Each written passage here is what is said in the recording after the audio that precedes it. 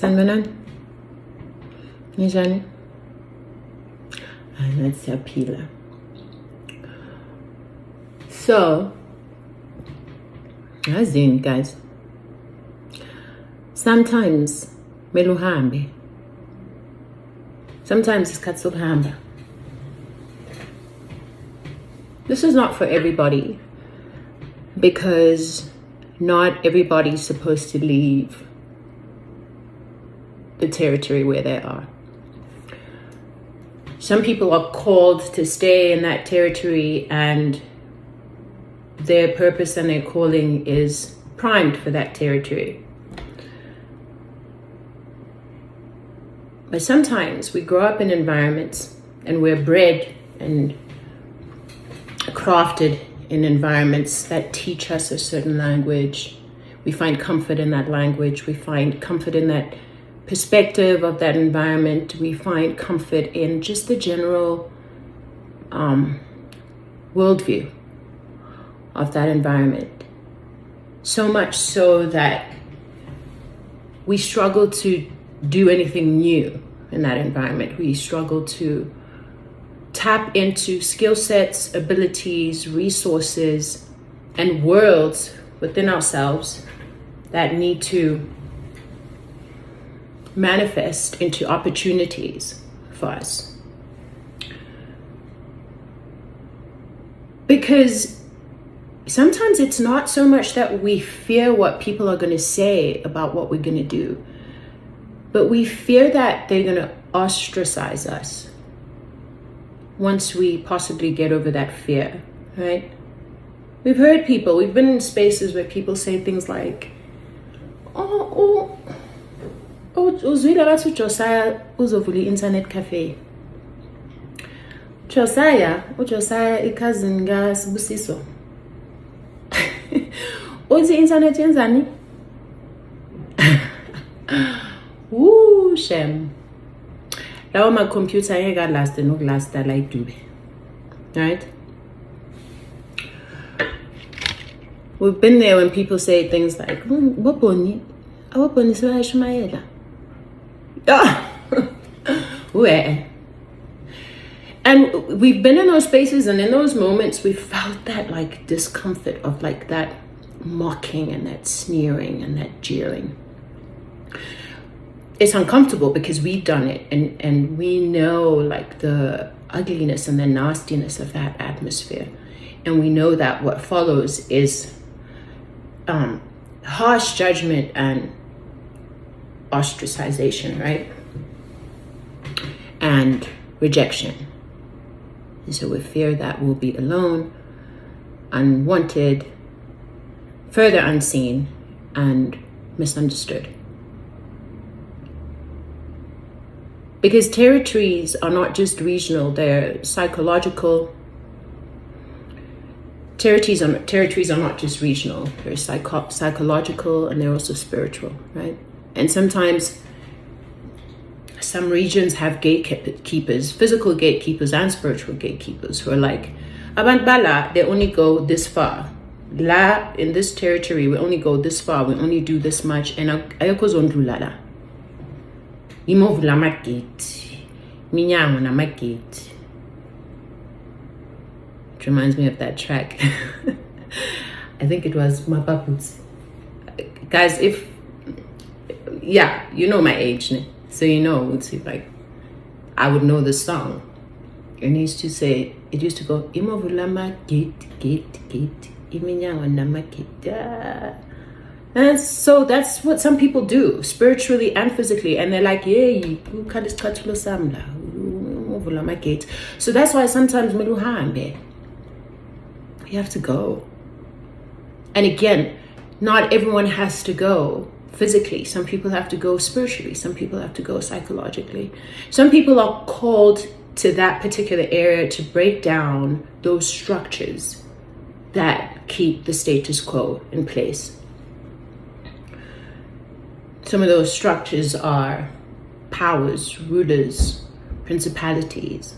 It's hard work, but some people are called to that, and they are fired up to do that, and they get excited at the thought of doing that. I'm going to read from Mark 6. It's the NIV version. A prophet without honor. Jesus left there and went to his hometown, accompanied by his disciples. When the Sabbath came, he began to teach in the synagogue, and many who heard him were amazed. Where did this man get these things? They asked. What's this wisdom that has been given him? What are these remarkable miracles he's performing? Isn't this the carpenter? Isn't this Mary's son, brother of James, Joseph, Judas, and Simon? Aren't these sisters here with us? And they took offense at him. Jesus said to them, a prophet is not without honor except in his own town, among his relatives, and in his own home. So he could not do any miracles there, except lay his hands on a few sick people and heal them.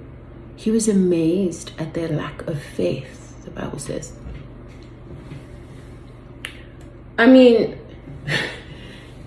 he was amazed at their lack of faith, and he couldn't perform any miracles there, except lay his hands on a few sick people. Like, how many things are stuck at a limitation in your life because the environment you're in speaks a certain language, moves a certain way, and you've grown comfortable in that, and you are happy to appease that, right? Because it's safe, it's all you know.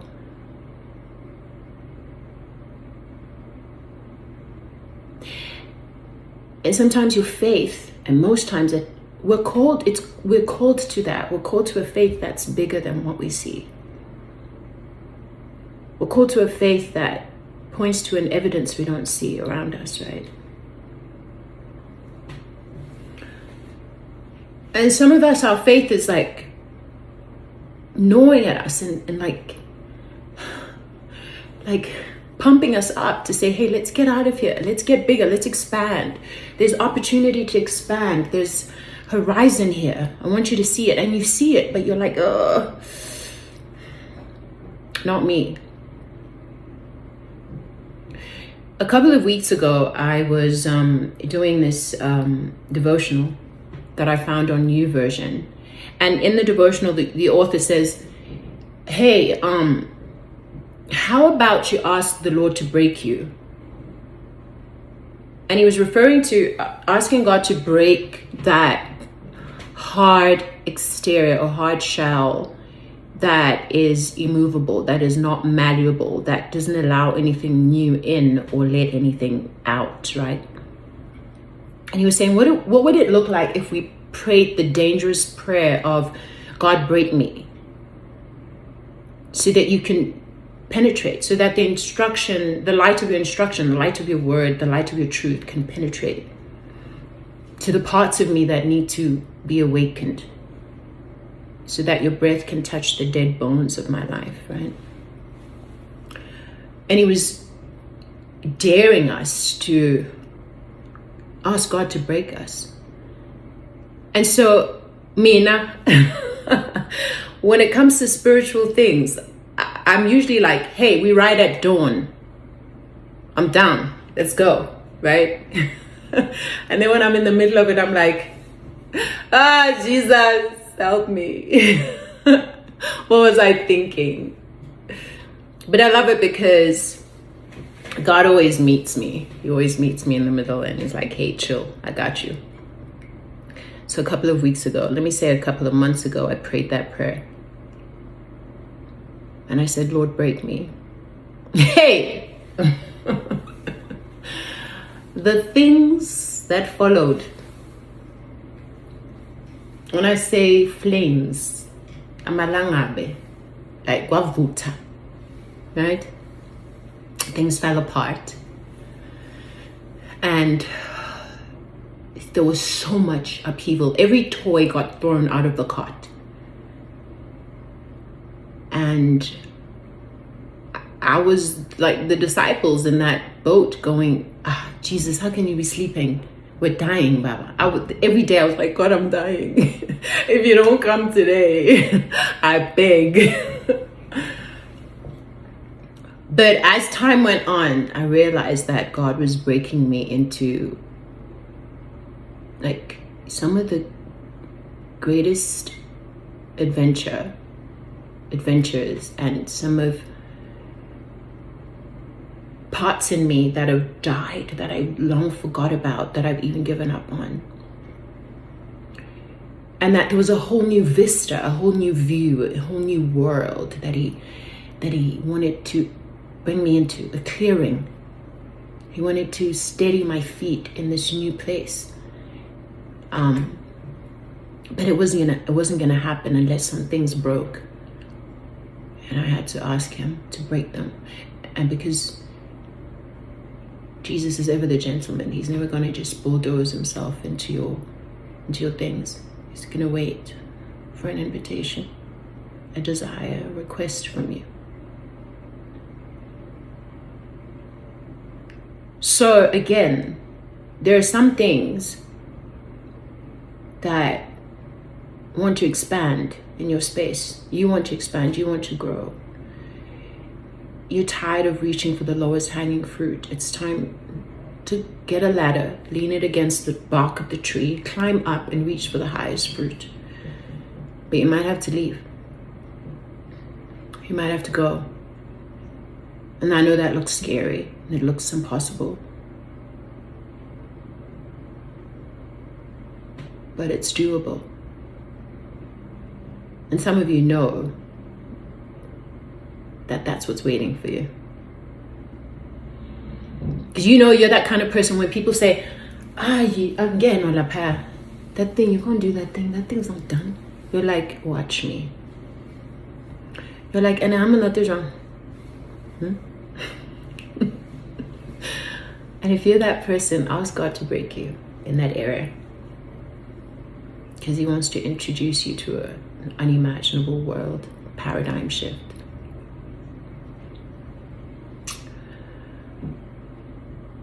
So I'm not saying run, but I'm saying be movable. I've heard people say, my internet, it's not a mountain, it can be moved. So you can also say to God, I'm not a mountain, I can be moved. You're not a tree, you can be moved. You understand? Sure.